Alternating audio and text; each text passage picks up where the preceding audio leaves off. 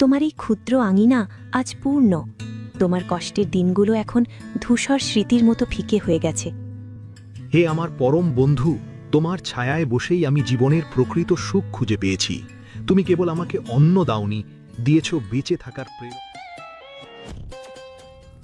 দীর্ঘ 15 বছর অরণ্যে কঠোর সাধনা করার পর সাধিকা আজ জনপদে পদার্পণ করেছেন। তার পরনে গেইরিক বসন, চোখে মুখে এক দিব্য জ্যোতি। তিনি খুঁজছেন পৃথিবীর সবচেয়ে অসহায় মানুষটিকে। এই ধরনের সবচেয়ে অসহায় ও নিঃস্ব মানুষটির সেবা করে আমি আমার জীবনের সাধনার সার্থকতা খুঁজে পেয়ে নেব। হে পরমেশ্বর, তুমি আমাকে শক্তি দাও, যেন আমি সেই অভাগা প্রাণটিকে খুঁজে পাই, যার অশ্রু মোছানোর মতো এই সংসারে কেউ নেই।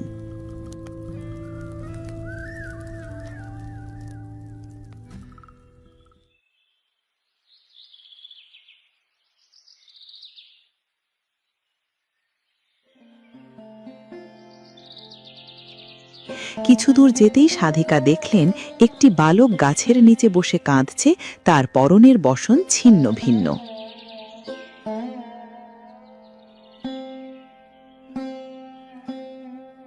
বৎস, রোদন করছো কেন? এই তপ্ত দ্বীপ প্রহরে, এই নির্জন পথে তুমি কেন একাকী বসে অশ্রুপাত করছো? তোমার হৃদয়ে কিসের এত বেদনা? আমাকে সব খুলে বলো। আমি এক বলক ছেলে জয়।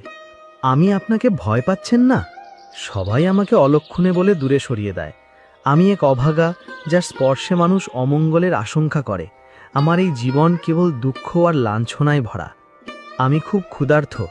দয়া করে যদি সামান্য খাবার দিয়ে সাহায্য করতেন, তবে আমার জীবন রক্ষা হতো।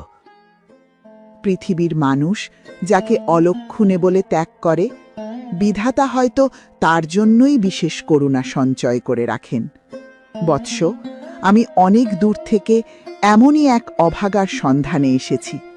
তুমি নির্ভয়ে তোমার সকল দুঃখ আমাকে বলতে পারো। বলো, তোমার এ অবস্থা হওয়ার কারণ কি? তোমার পিতামাতা বা আত্মীয় স্বজন কোথায়?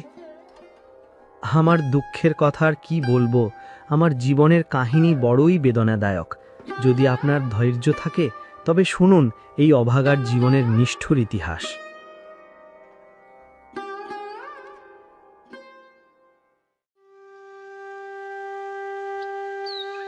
বলো বৎস, আমি তোমার জীবনের কাহিনী শুনব।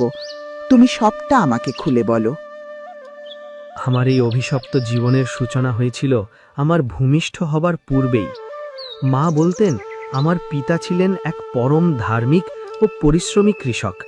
কিন্তু ভাগ্যের নির্মম পরিহাস, আমার জন্মের মাত্র 6 মাস পূর্বে এক কাল বৈশাখী ঝড়ে গাছ পড়ে তিনি ইহলোক ত্যাগ করেন। আমি কোনোদিন বাবার স্নেহস্পর্শ পাইনি, এমনকি তার মুখ দেখার ভাগ্যও আমার হয়নি। কেঁদো না বাবা, বলো তারপর। আমার মা সারাদিন মানুষের বাড়িতে কাজ করে আমাকে বড় করছিলেন। কখনো অন্যের বাড়িতে ধান ভানতেন, কখনো বা তপ্ত রোদে মাটি কাটতেন। অভাবের মাঝেও মাকে নিয়ে আমার দিনগুলো ভালোই কাটছিল, কিন্তু সুখ আমার কপালে সইল না। যখন আমার বয়স মাত্র 5 বছর, তখন মা এক কঠিন জ্বরে আক্রান্ত হলেন। চিকিৎসার সামর্থ্য ছিল না আমার। আহ, কি করুণ কাহিনী! পৃথিবীতে যার মা নেই, তার তো পুরো পৃথিবী অন্ধকার। তারপর কি হলো? সেই দিন থেকে আমি অনাথ হয়ে গেলাম। মায়ের সেই আশীর্বাদটুকু সম্বল করেই আজ পর্যন্ত এই লাঞ্ছিত জীবন বহন করে চলেছি। মা নেই, বাবা নেই, এই দুনিয়াতে আমার কেউ নেই। কেন বাছা? তোমার কি কোনো আত্মীয় স্বজন ছিল না? তুমি একটা ছোট বালক, কোনো আত্মীয় কি তোমার পাশে এসে দাঁড়ায়নি? হ্যাঁ, দাঁড়িয়েছিল। আমার মা যখন আমাকে একা রেখে বিদায় নিলেন, তখন আমার দূর সম্পর্কের এক মাসি আমাকে আশ্রয় দিয়েছিলেন। তিনি অত্যন্ত দরিদ্র ছিলেন, অন্যের বাড়িতে কাজ করে কোনো মতে নিজের পেট চালাতো, কিন্তু তার হৃদয় ছিল বিশাল। তিনি আমাকে বুকে টেনে নিয়েছিলেন, আমাকে সে সন্তানের মতো লালন পালন করা শুরু করে।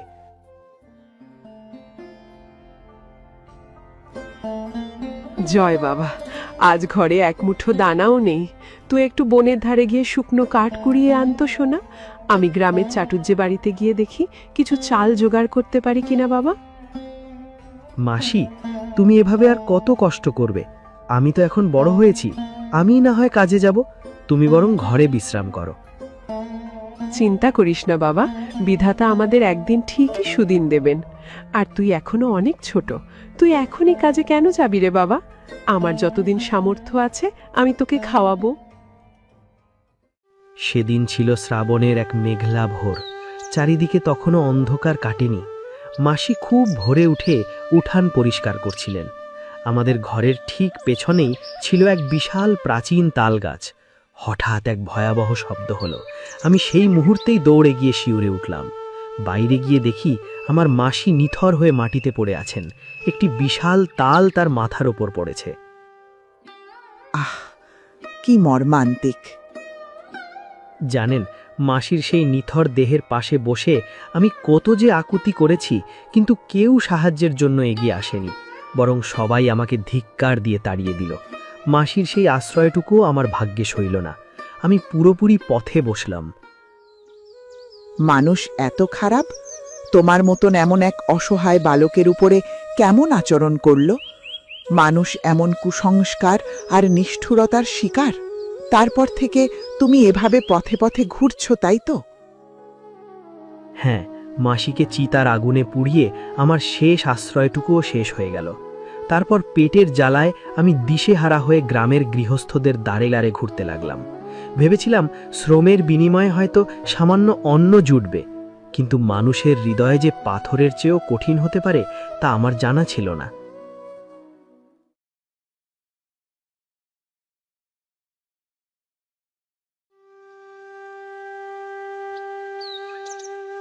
বাড়িতে কেউ আছেন? আমি 2 দিন যাবৎ অনাহারে আছি। আপনার গোয়াল ঘর পরিষ্কার করে দেব, অথবা উঠানের জঙ্গল কেটে দেব। বিনিময়ে শুধু সামান্য ভাত দিলেই হবে। দয়া করে আমাকে ফিরিয়ে দেবেন না, আমাকে কিছু কাজ দিন।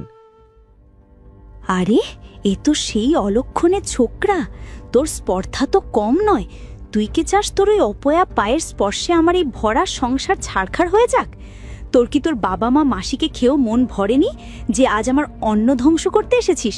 দৌড় হ বলছি এক্ষুনি। আমাকে একটু খেতে দিন না, আমি আজ 2 দিন যাবৎ না খেয়ে আছি, আর ক্ষুধা সহ্য করতে পারছি না। চুপ কর। তোকে দয়া দেখানো মানে সাক্ষাৎ জম্মাজকে ঘরে নিয়ে আসা। ওর ছায়া যেখানে পড়ে সেখানে অমঙ্গল হয়। অভিশপ্ত রক্ত তোর শিরায় বইছে। যা, বের হ বলছি, বের হ। আমাকে এভাবে তাড়িয়ে দিবেন না, আমাকে একটু খেতে দিন, কোনো একটা কাজ দিন, আমি কাজ করে দেব। আমার উপর এমন নিষ্ঠুর হবেন না। এ ছি ছি, কি করলি তুই? আমাকে ছুঁয়ে দিলি? ওগো, কে আছো গো? দেখে যাও, যমদূত আমাকে ছুঁয়ে দিয়েছে। আমি আর বোধহয় বাঁচব না গো। আমার দিন বুঝি শেষ হলো। এভাবে বলবেন না। দেখুন, আপনিও যেমন মানুষ, আমিও তেমনি মানুষ। আমি কোনো যমদূত নই। আমার ভাগ্যের দোষে আমার জীবনটা এমন হয়েছে। এখানে কি আমার কোনো দোষ আছে? ছোট লোক কোথাকার, তুই আর আমি কি এক? আবার বড় বড় কথা। বুঝেছি, তোকে এইভাবে তাড়ানো যাবে না। মরে গেলাম। মর এবার, মর। আমাকে মারতে এসেছে, আমার সংসার ছাড়খাড় করতে এসেছে। আপদ যত সব।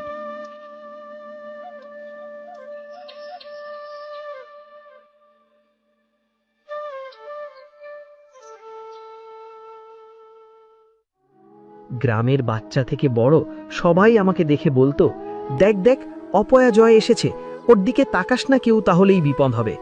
মা বলেছে ওর সাথে কথা বললে নাকি মড়ক লাগে। পালা এখান থেকে এক্ষুনি। ছেলেরা আমাকে লক্ষ্য করে ঢিল ছুড়ত। জানেন, ক্ষুধার যন্ত্রণার চেয়েও মানুষের ঘৃণা আর এই অপয়া অপবাদ আমাকে তিল তিল করে মেরে ফেলছে। পশুর চেয়েও অধম করে তারা আমাকে পথে নামিয়ে দিয়েছে। আমি কি সত্যি এতটাই অপবিত্র বলুন? আমার ভাগ্যের পিছনে কি আমার হাত আছে? বৎস, সমাজ অন্ধ। তারা বাহ্যিক ঘটনা দিয়ে মানুষের বিচার করে। আত্মার পবিত্রতা তারা দেখতে পায় না। তোমার নির্মম নিয়তির কাহিনী আমার চোখে জল এনে দিয়েছে। আজ থেকে তোমার এই অপবাদের সমাধি হবে। আমি তোমাকে এমন এক সম্পদ দেব যা তোমার এই কলঙ্ক মুছে দিয়ে তোমাকে সুখী করবে। সন্ধ্যা নেমে এলো। সাধিকা চোখ বুজে ধ্যানমগ্ন হয়ে রইলেন। হঠাৎ একটি ঐশ্বরিক আলো সাধিকার সামনে জ্বলে উঠল আর সেই আলো থেকে ধীরে ধীরে বেরিয়ে এলো একটি ছোট্ট কলা চারা গাছ। হে বিধাতা, এই বিশ্ব ব্রহ্মাণ্ডের প্রতিটি ধূলিকণা সাক্ষী রইল। আমি আজ আমার জীবনের সাধনার ফলস্বরূপ এক অতি দুঃখী ও নিঃস্ব আত্মার সন্ধান পেয়েছি। এই বালকের অশ্রুজল আমার দীর্ঘ 15 বছরের তপশ্চর্যার পূর্ণতা দান করল। আপনি কি আমার জন্য কিছু করবেন? হ্যাঁ বৎস, যার পৃথিবীতে কেউ নেই তার জন্য স্বয়ং ঈশ্বর সহায় হন। আমি নিমিত্ত মাত্র।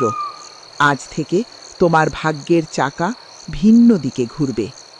এই নাও, এই কলা গাছটি রাখো, এটাই তোমার ভাগ্য বদলাবে।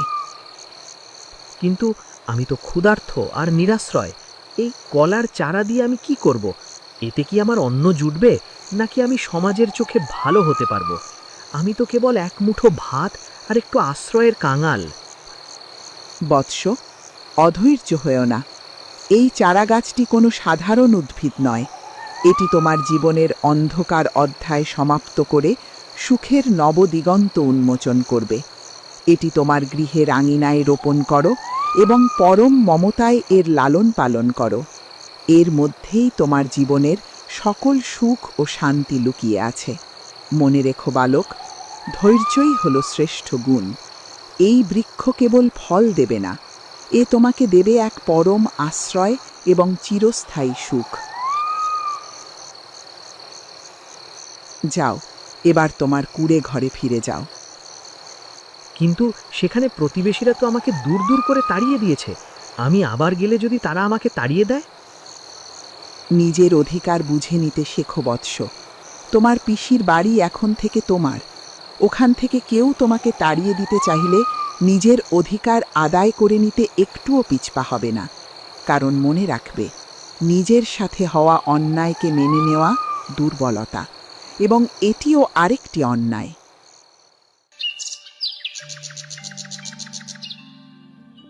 পরদিন সকালে জয় পরম মমতায় বাড়ির আঙিনায় সেই কলা চারাটি রোপণ করেছে। হঠাৎ এক হিমেল বাতাস বয়ে গেল, আর ঠিক সেই মুহূর্তে এক সুমিষ্ট কণ্ঠস্বর ধ্বনিত হল। জয়, তোমার সেবা ও যত্নে আমি ধীরে ধীরে বড় হব। আজ থেকে তুমি নিজেকে আর একাকী ও অসহায় মনে করো না। আমি তোমার সঙ্গী, সব সময় তোমার পাশে থাকব। হে অদ্ভুত বৃক্ষ, এ কি অলৌকিক মায়া! তুমি কিভাবে কথা বলতে পারছো?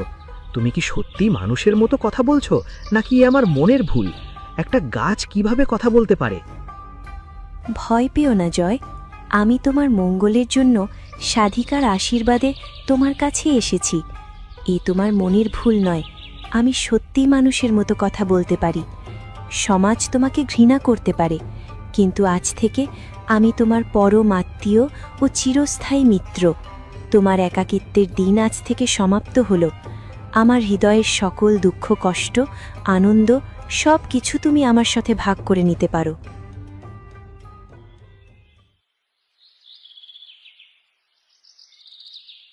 আরে জয়, তোকে তো কেবল অপয়া জানতাম, এখন দেখছি তুই বদ্ধ পাগলও হয়েছিস। নিজের হাতের কলার চারার সাথে কথা বলছিস যে? পাগল ছাড়া কি আর কেউ গাছের সাথে বিড়বিড় করে? বটাদা, আপনাদের বিচারে আমি পাগল হতে পারি, কিন্তু আমার হৃদয়ের শূন্যতা আজ পূর্ণ হয়েছে। এই গাছই আজ থেকে আমার পরম বন্ধু। ঠিক আছে, বল বল, কথা বল, ভালো করে কথা বল। আমার তো আর তোর পাগলামি দেখার সময় নেই। আমার কাজ আছে, আমি যাই।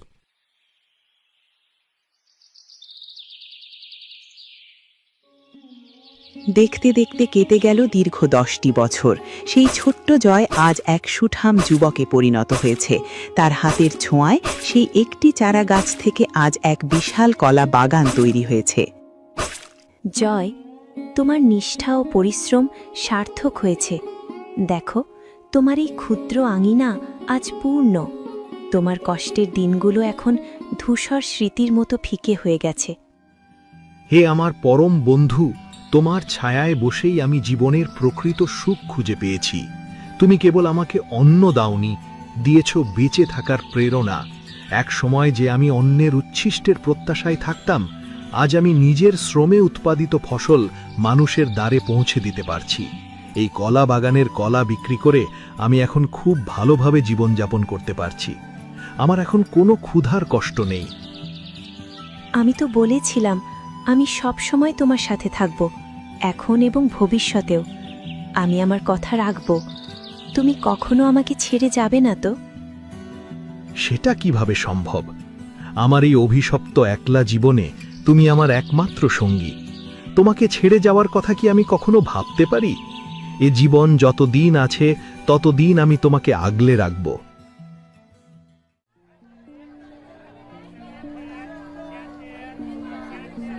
আরে বাহ, তোমার এই কলাগুলো তো দেখতে বেশ চমৎকার। এমন পুষ্ট উজ্জ্বল কলা তো আগে কখনো দেখিনি। আমাকে 2 ছড়ি কলা দাও তো দেখি। জি, এখনই দিচ্ছি।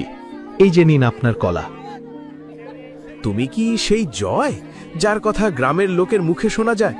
তারা বলে যে তুমি নাকি অলৌকিক বাগানের অধিকারী। এক সময় লোকে তোমাকে নিয়ে অনেক কটু কথা বলতো, কিন্তু আজ তোমার এই সমৃদ্ধি দেখে সবাই স্তব্ধ। তোমার এই পরিশ্রম আর সততা সত্যিই প্রশংসনীয়। মহাশয়, মানুষের ধারণা বদলে যায় সময়ের সাথে। বিধাতা কৃপা করলে অভাগার ভাগ্যেও সুদিন ফেরে। আমি কেবল কর্ম করে চলেছি, বাকিটা বিধাতার ইচ্ছা। এটা একদম খাঁটি কথা বলেছ। এভাবেই পরিশ্রম করে যাও, বাবা নিশ্চয়ই ফল পাবে। ধৈর্য আর পরিশ্রমই মানুষকে বড় করে।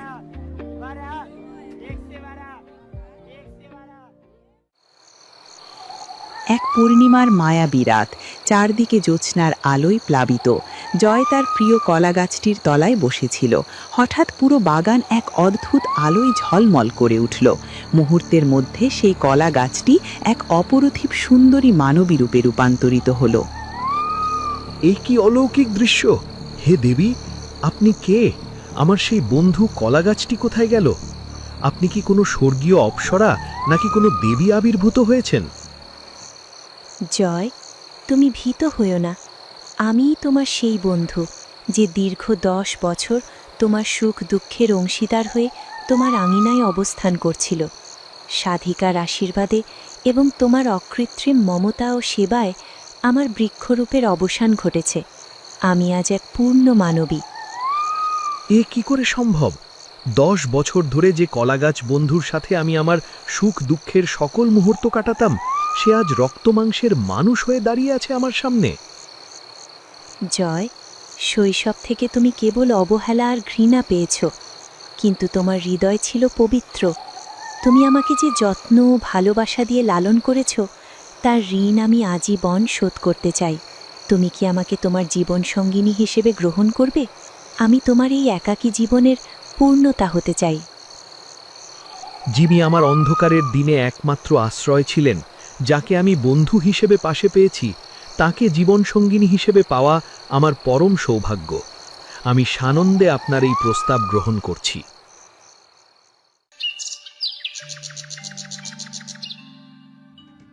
পরদিন গ্রামে আনন্দের রোল পড়ে গেল। যে প্রতিবেশীরা একসময় জয়কে তাড়িয়ে দিয়েছিল, তারা আজ অনুতপ্ত হৃদয়ে জয়ের বিয়েতে সামিল হল। জয়, আমাদের তুমি ক্ষমা করো। আমরা অন্ধ ছিলাম, তাই তোমার ভেতরের সত্তাকে চিনতে পারিনি। আজ তোমার এই সৌভাগ্য দেখে আমাদের ভুল ভেঙেছে। বিধাতা সত্যিই তোমার ওপর সহায় হয়েছেন। আমরা সকলে তোমাকে ভুল বুঝেছিলাম। তোমার ওপর কত অন্যায় অবিচারণা করেছি আর আমাদের পাপের বোঝা বাড়িয়েছি। তুমি যদি আমাদের ক্ষমা না করো, বিধাতা আমাদের ক্ষমা করবেন না। বলো জয়, তুমি আমাদের ক্ষমা করেছ? হ্যাঁ দাদা, আপনাদের প্রতি আমার কোনো ক্ষোভ নেই। মানুষের বিচার সীমাবদ্ধ, তাই তারা ভুল বোঝে, কিন্তু বিধাতার বিচার বিশাল। আজ আমার এই সার্থকতার মূলে রয়েছে ধৈর্য এবং এক অলৌকিক আশীর্বাদ। আমি আমার বিগত জীবনের সকল দুঃখ কষ্ট ভুলে গিয়েছি। আপনারা এই খুশির দিনে আজ আমার পাশে এসে দাঁড়িয়েছেন। এভাবেই সামনের দিনগুলোতে পাশে থাকবেন, এটুকুই আমার চাওয়া। অবশ্যই জয়, আমরা আজ থেকে গ্রামের সবাই তোমার পাশে আছি। যে কোনো দরকারে তুমি শুধু আমাদের বলবে, আমরা তোমার পাশে সব সময় থাকব। ঠিক সেই সময় সেখানে আবার আবির্ভূত হলেন সেই দয়াময় সাধিকা।